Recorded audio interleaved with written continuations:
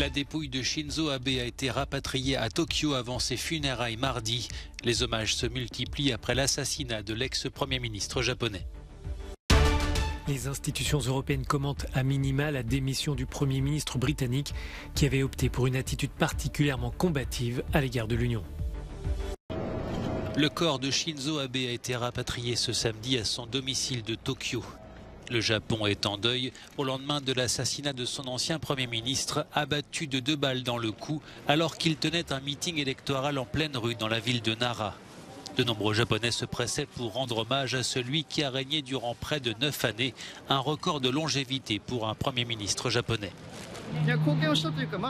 Il a contribué et aurait pu contribuer encore beaucoup plus pour le pays. C'est une grande perte pour le Japon, dit cet homme.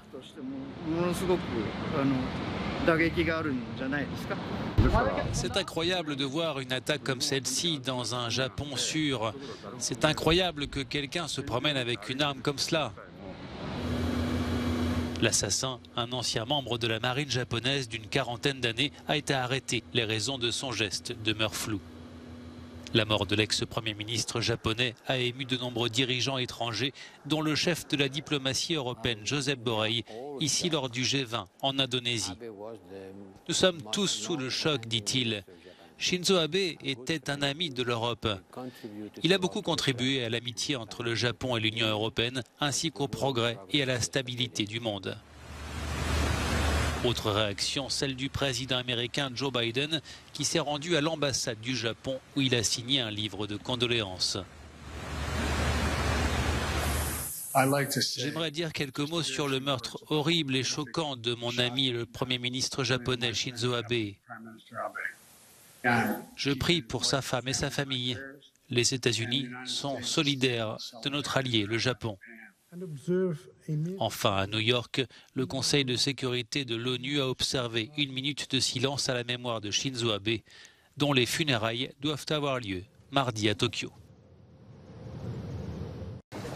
La chute politique de Boris Johnson au Royaume-Uni provoque dans les couloirs une certaine satisfaction de l'Union européenne.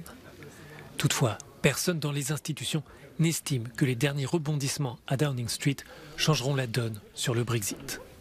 Le départ du Premier ministre britannique pourrait cependant donner une nouvelle impulsion tant les relations entre l'Union et Boris Johnson étaient au plus bas. Il y a 2 aspects. L'un est sa personnalité. Il est inconsistant, il ment, il ne respecte pas les accords. C'est difficile pour tout le monde de négocier avec lui, y compris ses ministres. Il n'y a pas qu'avec Bruxelles. L'autre aspect, il y avait une approche très combative du Brexit, car il avait compris que, pour maintenir le lien entre le Parti conservateur et les électeurs, cela nécessitait une ligne dure sur le Brexit. Il a matérialisé cela en étant le plus agressif possible à l'égard de l'Union européenne.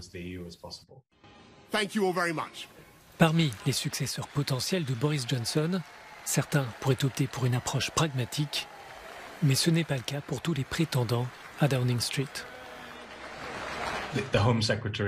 La ministre de l'Intérieur, Priti Patel, est probablement celle qui préfère le plus la confrontation.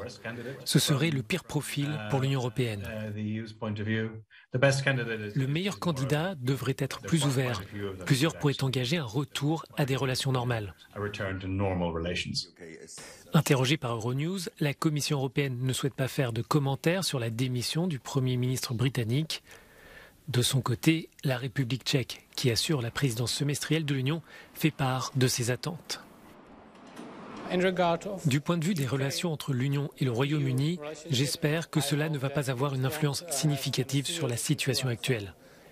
J'espère que le Royaume-Uni respectera le droit international.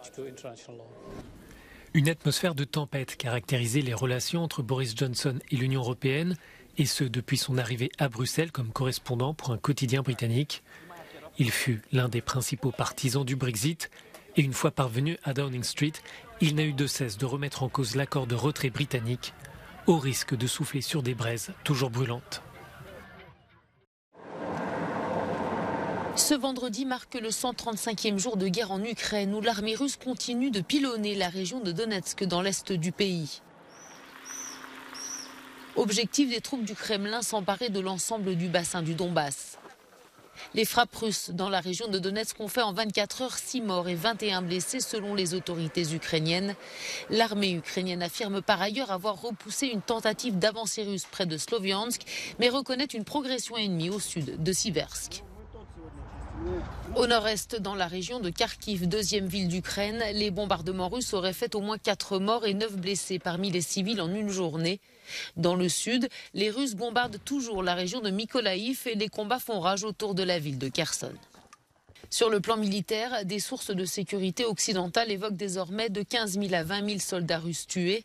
Les forces ukrainiennes perdraient, elles, chaque jour une centaine de soldats selon Kiev, mais difficile de corroborer ces chiffres.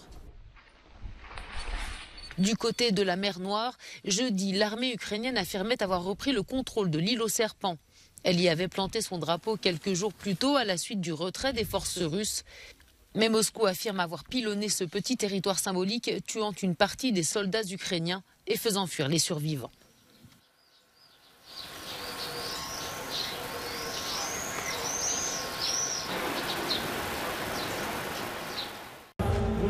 L'ex-président angolais José Eduardo dos Santos est décédé ce vendredi en Espagne. Accusé d'avoir dépouillé l'Angola pour son enrichissement personnel et celui de sa famille, il était hospitalisé depuis 2 semaines à Barcelone en raison d'un arrêt cardiaque.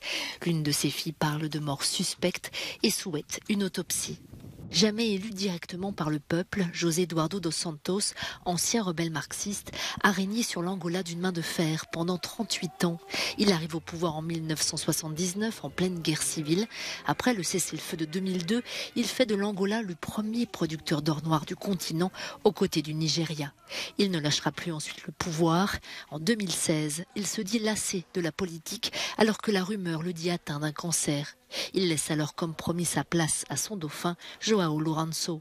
Ce dernier a décrété un deuil national de 5 jours à compter de ce samedi pour honorer sa mémoire.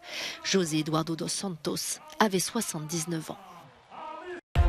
La Bulgarie se rapproche de nouvelles élections, les 4e en un peu plus d'1 an, alors que le Premier ministre désigné, le libéral Asen Vassilev, a échoué à former une majorité au Parlement. Asen Vassilev occupait auparavant le poste de ministre des Finances dans l'éphémère gouvernement pro-occidental renversé le mois dernier, qui avait fait de la lutte contre la corruption sa priorité. Des élections anticipées pourraient avoir lieu en septembre.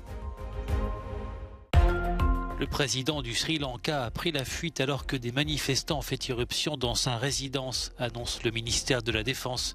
Les protestataires anti-pouvoir réunis à nouveau ce samedi dans la capitale Colombo réclament avec insistance le départ du président Gotabaya Rajapaksa, qu'ils accusent de mauvaise gestion alors que le pays est frappé par des pénuries et une inflation galopante.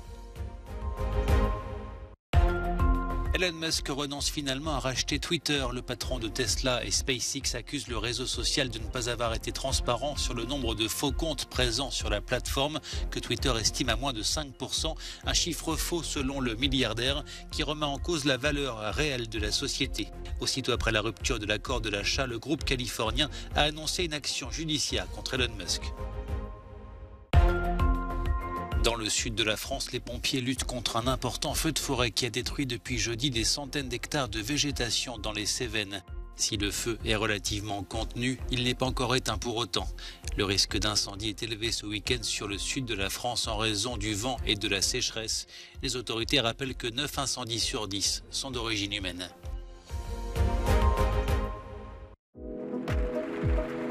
Novak Djokovic s'est qualifié vendredi pour sa 8e finale à Wimbledon en venant à bout du Britannique Cameron Norrie en 4-7, 2-6, 6-3, 6-2, 6-4. Le Serbe affrontera dimanche en finale l'Australien Nick Kyrgios, qualifié directement après l'abandon de Rafael Nadal. Kyrgios disputera dimanche sa première finale en Grand Chelem face à Djokovic qui tentera de remporter le tournoi pour la 4e fois de suite, la 7e fois au total. Chez les dames, une finale inédite opposera la Tunisienne Ons Jabeur à la Kazakh Elena Rybakina. Ces deux joueuses n'ont jamais atteint la finale d'un Grand Chelem et n'avaient même jamais passé les quarts de finale, explique le reporter de sport Michael Kern.